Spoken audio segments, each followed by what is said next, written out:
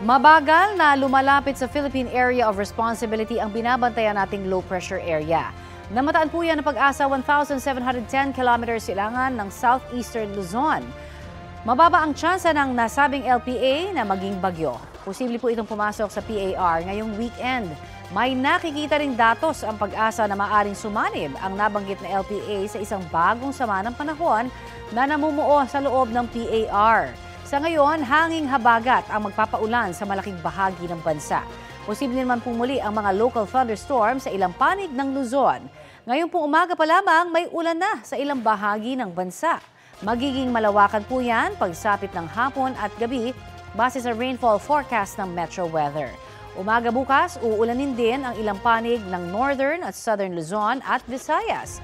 Makararanas na rin po ng ulan ang iba pang bahagi ng bansa sa bandang hapon. Higit na mataas ang tsansa ng ulan sa halos buong bansa pagdating ng linggo, ng hapon o gabi. Posible ang heavy to intense rains na maaaring magdulot ng baha o landslide. Uulanin din tayo rito sa Metro Manila ngayong pong weekend.